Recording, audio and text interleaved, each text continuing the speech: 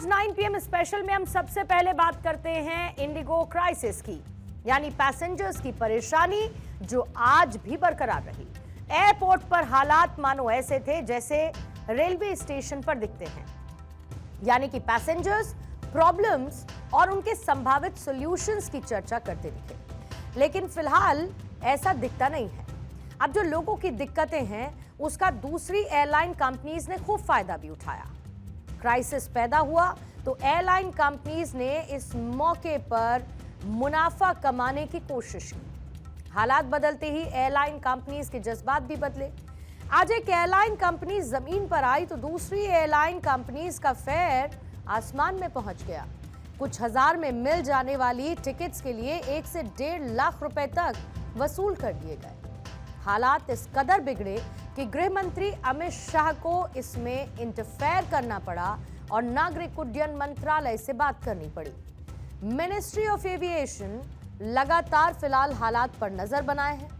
उड्डयन मंत्रालय ने दूसरी एयरलाइन कंपनीज की तरफ से इस क्राइसिस के समय की जा रही वसूली के मामले को गंभीरता से लिया और इसको लेकर अब एक फेयर कैप लगा दी गई है। सरकार की तरफ से तुरंत प्रभाव से किराया बढ़ाने पर रोक लगा दी गई और जो कैपिंग की गई वो कैपिंग क्या है? कैपिंग ये है कि 500 किलोमीटर की दूरी तक की यात्रा के लिए 7500 रुपए 7500 रुपए का किराया फिक्स कर दिया गया है। अगर वो दूरी 1000 किलोमीटर तक की है तो जो सबसे ज्यादा अधिकतम किराया है वो 12000 रुपए तक होगा। इसके अलावा अगर यात्रा 1500 किलोमीटर की दूरी तक की है तो मैक्सिमम फेयर 15000 रुपए तक किया गया। और अब तक जब तक अगला आदेश नहीं आता है तब तक यही कैपिंग जारी रहेगी। इसके अलावा मिनिस्ट्री की तरफ से पैसेंजर्स के किराए को फौरन रिफंड करने का निर्देश दिया गया है, यानी कि मिनिस्ट्री ने कहा कि तत्काल कंप्लीट रिफंड दिया जाए। सरकार की तरफ से ये साफ डायरेक्शंस हैं कि इंडिगो तुरंत रिफंड करे। दूसरी तरफ इंडिगो की तरफ से कहा गया कि यात्रियों की परेशानी के लिए हमें खेद है। वही रटा रटाया जवाब, इनकन्वीनियंस इज रिग्रेटेड। कंपनी ने सॉरी तो बोल दिया, लेकिन ये क्राइसिस का सिलसिला आज भी बरकरार रहा। हमने आपको कल भी 9 PM स्पेशल में यात्री किस तरीके की परेशानी से जूझ रहे हैं उसका एक डिटेल्ड एनालिसिस किया था। और आज भी एयरपोर्ट पर हाल वैसा ही नजर आया, जहां सैकड़ों की संख्या में यात्री परेशान नजर आए। वो ये मानकर चल रहे थे कि शायद आज इंडिगो क्राइसिस का दी एंड हो चुका होगा, लेकिन ऐसा हुआ नहीं। और जो परेशानी हुई वो खुद इन यात्रियों की जुबानी से आपको सुनवाएंगे। कुछ बता ही नहीं रहे ना। यहाँ पे तो काउंटर पे तो इतना केओस है, इतनी भीड़ है। What are we suppose to do? We don't know. We have checked out from the hotel, we are checking out from places and now we are getting this after web check in. DigiYatra में जब face recognition हो रहा है तो लिख रहा है कि आपकी ये फ्लाइट कैंसिल है। मतलब ये लोग क्या आधे घंटे पहले भी इन्फॉर्म नहीं कर सकते कि आपकी फ्लाइट कैंसिल है? मतलब आप एक तो परेशानी बढ़ा रहे हो, खर्च भी बढ़ा रहे हो पैसेंजर की। तो यानी कि मिनिस्ट्री ऑफ सिविल एविएशन ने आज इंडिगो के अधिकारियों को तलब कर लिया। सूत्र ये भी बताते हैं कि मिनिस्ट्री ऑफ एविएशन ने प्रधानमंत्री मोदी को ये पूरी जानकारी दी और यह भी माना जा रहा है कि इंडिगो के सीईओ पीटर एल्बर्ट्स पीएमओ के संपर्क में है, यानी इस मामले को अब पीएमओ देख रहा है, प्राइम मिनिस्टर्स ऑफिस। अब इंडिगो की लापरवाही के खिलाफ चौतरफा मोर्चा खुला हुआ है।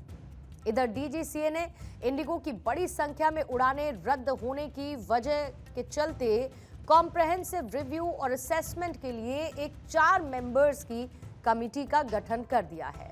इस कमेटी में संयुक्त महानिदेशक संजय के ब्रह्मा ने, साथ ही उप महानिदेशक अमित गुप्ता, वरिष्ठ उड़ान संचालन निरीक्षण कैप्टन कपिल मांगलिक और इसके साथ ही कैप्टन रामपाल भी इसका हिस्सा है। अब जो इस वक्त एक्शन चल रहा है उसके बीच में देश के 4 महानगरों के एयरपोर्ट का हाल आपको इन तस्वीरों के जरिए दिखाते हैं। दिल्ली हो, मुंबई, बेंगलुरु या फिर चेन्नई एयरपोर्ट। रात भर पैसेंजर्स यहां पर परेशान रहे। और अब आज 5वां दिन था, यानी 5वें दिन भी इंडिगो में यात्रियों की परेशानी उसकी फ्लाइंग सर्विसेज को लेकर ऐसे ही जारी रही। अब 4 दिन के आंकड़ों की बात कर लेते हैं। यानी जो फ्लाइट्स कैंसिल हुई लगभग 2000 से ज्यादा रही। हर रोज 500 से ज्यादा फ्लाइट्स लेट भी हो रही हैं, डिलेड है। और इस पूरी क्राइसिस का गुनहगार इंडिगो एयरलाइंस है, यानी वो एयरलाइन जिसका ध्यान सिर्फ अपने प्रॉफिट पर रहा है, वो एयरलाइन जिसे पैसेंजर की परेशानियों से शायद कोई लेना देना है नहीं। यात्रा में जब फेस रिकॉग्निशन हो रहा है तो लिख रहा है कि आपकी ये फ्लाइट कैंसिल है। मतलब ये लोग क्या आधे घंटे पहले भी इन्फॉर्म नहीं कर सकते कि आपकी फ्लाइट कैंसिल है? मतलब आप एक तो परेशानी बढ़ा रहे हो, खर्च भी बढ़ा रहे हो पैसेंजर की। वहाँ हम लोग को टीपू में बोला कैंसिल है और उन्होंने हमें टाइम दिया 3 पे, आप दूसरी आपको मिल जाएगी 3 बजे। Okay. आप यहाँ से एंट्री ही नहीं दे रहे और उन्होंने दूसरा बोर्डिंग पास दिया नहीं। वो कह रहे हैं यहाँ कैंसिल कह रहे हैं, वहाँ पे हमारा पूरा जो सामान है वो बोर्ड कर लिया है, रख लिया है, सामान भी नहीं है और बोर्डिंग भी नहीं है। 2 डेज से मैं एक्चुअली एयरपोर्ट पे हूँ और मेरा फ्लाइट एक्चुअली में फर्स्ट मैंने जब बुकिंग किया था तो फ्लाइट था Kolkata to Bombay, direct flight थी। दैन फिर कुछ आवर पहले कैंसिल हो गई ऑन बोर्डिंग से पहले ही, सॉरी चेकिंग से पहले। एंड देन फिर रिशेड्यूलिंग किया फ्लाइट का तो मुझे दिया गया flight from Kolkata to Chandigarh, then Chandigarh to Mumbai. मैंने टोटल जर्नी अप्रॉक्स 15 आवर्स तक किया। एंड 15 आवर्स के बाद जब मैं मुंबई आया तो यहाँ पे मेरा लगेज मिसिंग हुई थी। फ्रॉम लास्ट 2 डेज में यहाँ आ रहा हूँ, रिक्वेस्ट कर रहा हूँ, पर लगेज का कोई स्टेटस नहीं है। 3 दिन से हम वहाँ पे 4 तारीख से वहाँ पे हम खड़े हुए हैं बेंगलोर पे, ना खाए पिए, सब बूढ़े बच्चे, कोई सोया नहीं है, किसी को खाना नहीं मिला, किसी को कुछ नहीं मिला। अब जाके ये अभी मेरे को खाली कल रात 1 बजे यहाँ पे लैंड किया, पर हमारे 3 बैग थे, उसमें मेरा पासपोर्ट, इंटरनेशनल जर्नी है मेरा आज टिकट, ना कोई मेरा एक भी बैग नहीं है। आज आपको आज की अपडेट क्या है, पहले वो हाल भी बता देते हैं, क्योंकि दिल्ली से कुल मिलाकर 86 से ज्यादा उड़ानें आज कैंसिल हुई हैं देश की राजधानी से। अब इसमें 37 जाने वाली और लगभग ऐसी 49 फ्लाइट्स थीं जो कि दिल्ली में लैंड करनी थी। दूसरी तरफ मुंबई एयरपोर्ट से आज इंडिगो की 109 फ्लाइट्स कैंसिल रहीं, जिसमें 51 अराइवल्स थी और 58 डिपार्चर शामिल हैं। अहमदाबाद में 19 इंडिगो फ्लाइट्स रद्द हुई हैं, जिसमें आने वाली 7 थीं और जाने वाली 12 उड़ानें। तो तिरुवनंतपुरम में 6 इंडिगो की फ्लाइट्स आज रद्द रही हैं। अब इस क्राइसिस का असर जितना यात्रियों पर पड़ा है उतना ही देश की अर्थव्यवस्था पर भी और राजनीतिक व्यवस्था पर भी पड़ा है।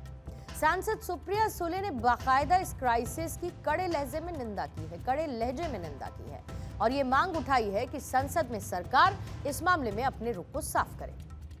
इंडिगो का जो हुआ है इसका हम निषेध करते हैं। इस पे भारत सरकार ने पार्लियामेंट में ऑफिशियल स्टेटमेंट करना चाहिए, इसकी इंक्वायरी होनी चाहिए।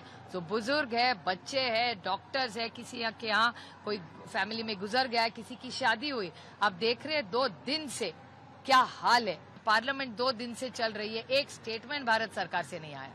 तो मैं उम्मीद करती हूँ कि सोमवार को जो होगा डिस्कशन, उसके पहले भारत सरकार ने इस देश को और पार्लियामेंट को जवाब देना चाहिए कि इंडिगो का क्या हुआ।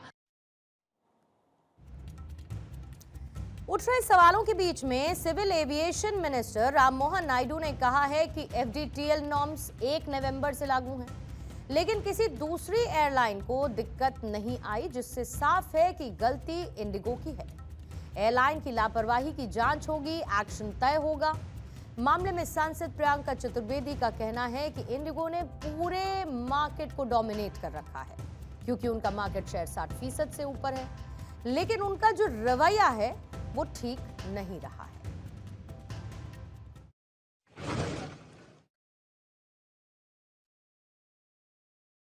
कल से जो देख रहे हैं, हालात देख रहे हैं पिछले 3 दिनों से, वो दर्शाता है कि कहीं ना कहीं क्योंकि इंडिगो ने पूरा मार्केट कैप्चर किया हुआ है, 60% से ज्यादा मार्केट शेयर मिलता है, और जिस असुविधा में उन्होंने जनता को डाला है, उनको ना खाने की व्यवस्था, ना पानी की व्यवस्था, ना जानकारी की मिल रही थी। वहाँ के स्टाफ को भी ये भुगतना पड़ रहा था, इंडिगो स्टाफ को, उनको मैनेजमेंट से इंफॉर्मेशन नहीं मिल रही है और वो लोग सारा जो जनता का आक्रोश है वो लोग सहन कर रहे हैं। तो ये कहीं ना कहीं दुर्भाग्यपूर्ण है। इंडिगो की मैनेजमेंट को इससे संज्ञान लेते हुए जो रेगुलेशन हैं, keeping in mind crew safety, keeping in mind passenger safety, airline safety, aircraft safety, वो उनका पालन करना पड़ेगा और वो इस तरीके से आमतौर पर रहे।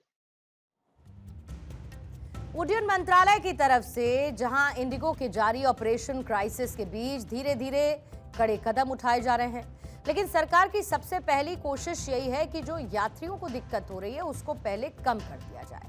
फिर यह मामला सुप्रीम कोर्ट की चौखट पर भी पहुंचता हुआ दिख रहा है।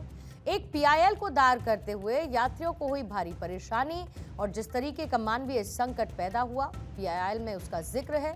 और इसके अलावा उड़ान रद्द होने की वजह से पायलट्स के जो नए एफडीटीएल नियम हैं, उनकी गलत योजना उसे बताया गया।